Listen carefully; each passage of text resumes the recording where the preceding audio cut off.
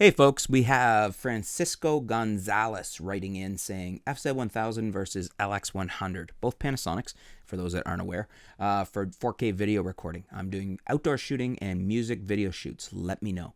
Well, I have the LX100 and I love it. I had the FZ1000 here to play with it for a while, and it's a nice camera too. The only situation I would take the FZ1000 over the LX100 is if you think you need the extra reach. I think it's a 400mm equivalent if memory serves. I'm just going off the top of my head.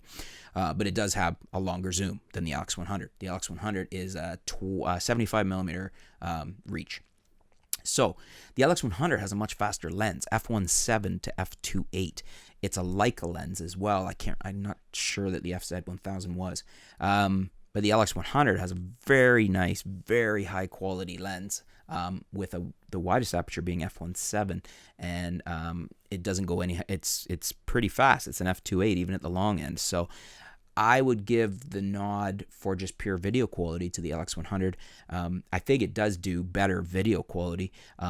Because the sensor's bigger and better. It's a micro four thirds sensor, whereas the FZ1000 is a smaller sensor. And B, because you got the better lens on it and a faster lens. So, and I think the codecs are better there too. I have to believe that from looking at the two of them. It does look like that's part of it.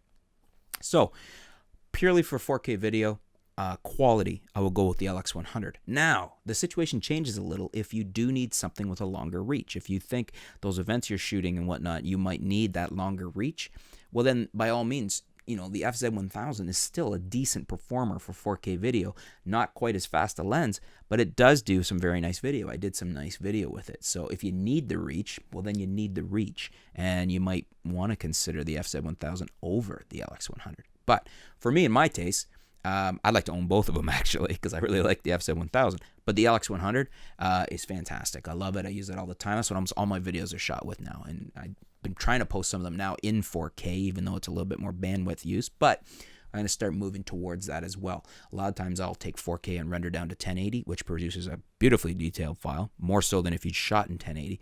But I'm starting to try to put them up at 4K, and you can see some of those if you look.